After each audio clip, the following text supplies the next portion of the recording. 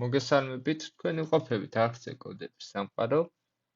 მე ვარ გიორგი, ამ ვიდეოში მინდა გაჩვენოთ, როგორ გავაკეთოთ ძალიან მარტივი კალკულატორი, რომ მაგალითად რომ დავწერთ აქ 5 + 7, შემდეგ 1-ს როდესაც დავაჭერთ, აქ გამოჩნდეს შედეგი.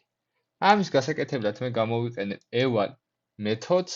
გეტყვით, რომ ეს ახლა დიდ საიტებზე, ჩვეულებრივ საიტებზე არ არის რეკომენდებული, რადგან eval-ში რასაც კი ჩავწერთ, ყველაფერი JavaScript-ის სკრიპტი ეშვება პირდაპირ. ამაში რაც გულისხმობ ბოლოშიც გაჩვენებთ, ანუ გინდა რაღაც JavaScript-ში დაგვიწერია და გინდა აქ ყველაფერი პირდაპირ ხდება. და სწორედ ეს ჩვენ დაგვეხმარება იმაში, რომ მარტივად შევკრიბოთ ციფრები. შევკრიბოთ, გამოვაკლოთ, გავამრავლოთ, გავყოთ, ანუ ნებისმიერ მათემატიკურ ოპერაციას გავაკეთებთ ძალიან მარტივად. CSS და HTML მაქვს. ამაზე თუ რამე გინდოდეთ ვიდეოს ჩაწერა, ჩავწერ და განვიხილავ, მაგრამ ისეთი აქ არაფერი არ მიწერია. რაც შეეხება კოდს, რა თქმა უნდა, GitHub-ზე იქნება ატვირთული, ლინკი კი აღწერაში. აქ რაც მჭირდება, აი ეს კალკი მინდა მივიღო. ესე იგი, თქვათ let კალკი, ну რა თქმა უნდა, ლათინურად უნდა დავწერო. let კალკი უდრის document query selector-ი და კალკი.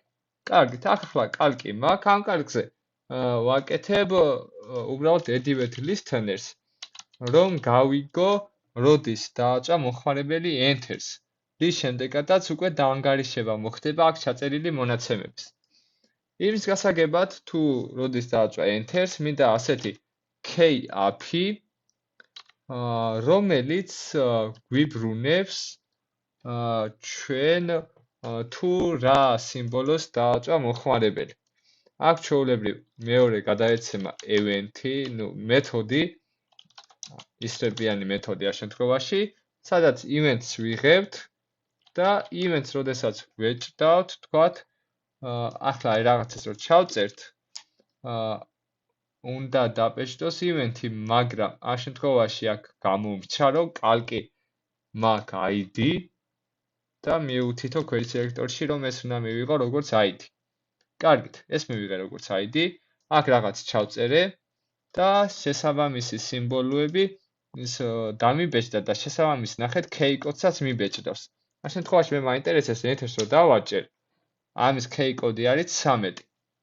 და უბრალოდ დავწერ რა, ანუ if event წერტილი k-კოდი თუ უდრის 13-ს, ამ შემთხვევაში მინდა რომ დაანგარიშდეს ყველაფერი. ანუ ამ შემთხვევაში ახლა მოდი ალერტი გავაკეთოთ სატესტოდ. ანუ აქ რო რაღაცას დავწერ მე, შემდეგ enters რო დავაჭერ, გამოვა ალერტი. კარგით, enters ვიჭერ. ასევე უნდა დავიჭირო value. Value-ს დასაჭერად უნდა დავიჭირო event-ი, value, ანუ აქ ჩაწერილი მონაცემები. და events აქ target-ი და event-ის target-ში ინახება value, ანუ event-ის target-ი არის ამ შემთხვევაში აი ეს input-ი, ანუ ნახეთ, event targets თუ დავლოგავ, მივიღებ აუცილებლად, ну აქ enter-ზე დაჭერით დაილოგება, მივიღებ ამ inputs. და ამ input-ის value-ს კიდევ ასე მარტივად მივიღებ, რა თქმა უნდა, აი ასე. დავაჭიროთ enter-ს, მივიღე value. ну ამ შემთხვევაში value-ც იქნება ასეთი, თქვათ 4+5. და ახლა უკვე ამ eval-ით ძალიან მარტივად შემიძლია მივიღო შედეგი. ну მაგალითად ახალცვლად გამოვაცხადებ let result-ი, რომელიც უდრის eval და გადავცეთ string-ი, ანუ ამ eval-ს გადაეცემა string-ი. ეს რა თქმა უნდა string-ად მიიღება, გადაეცემა string-ი, პასუხს დააბრუნებს result-ში და result-ი დავლოგოთ, თქვათ. აბა ვნახოთ 4+5 ხო, თქვათ, დავაჭირეთ enter-ს და დალოგა 9, ანუ ნახეთ, ალბათ აქ ხედავთ, მოვაახლოვებ კონსოლს, აქ არის 9, ანუ შესაბამისი შედეგი. ну ეს მინდა რომ აქ გამოვაჩინო, თქვათ მე, სადაც მინდა იქ გამოვაჩინო, მაგრამ აქვე თუ მინდა გამოვაჩინო, event target values დავუმატებ ასე დავუმატებ, ესე იგი ტოლობის ნიშანს და პლუს ამ რეზულტს. და ეს კონსოლოგიც აღარ მჭირდება. კარგი, აბა ვნახოთ. 4 პლუს 9 ვთქვათ. აი აქ ჩავწეროთ 4 პლუს 9 ვთქვათ. ვაჭერთ Enter-ს და გვერდით მიეწერა შედეგი. ნუ ანალოგიურად ვთქვათ 5x5 25. და ასე შემდეგ ვთქვათ 5x5 კიდევ 5 ესეც 125 და ნუ ნებისმიერ ოპერატორზე, მაგალითად გამოკლებაზე.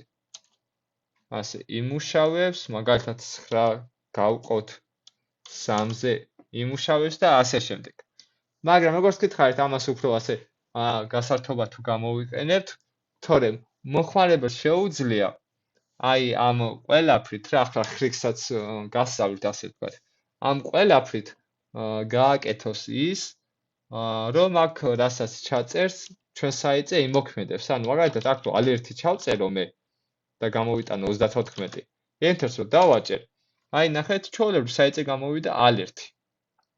მაგალითად აქ რო დავწერო მე თვითონ აი ეს კალკი, სტაილი, display უდრის ნამს, მაშინ დავაჭერთ და თვითონ გაქრება აი ეს input-ი გაქრა და ახლა რო შევამოწმოთ, ამ input-ს ეწერება რა თქმა უნდა display none. მოკლედ, ამაში რაც არ უნდა ჩავწეროთ, ყველაფერს კითხულობს როგორც JavaScript-ს და ეს ახლა კალკულატორზე ისე უბრალოდ გამოვიყენე, თორემ როგორც გითხარით, კარგი ვარიანტი ეს არ არის. ამ ვიდეოსთვის სულ ეს იყო, თუ რაიმე კითხვა გაქვთ, რა თქმა უნდა, დააკომენტარეთ ან მოწერეთ. მადლობა ყურადღებისთვის, ნახვამდის.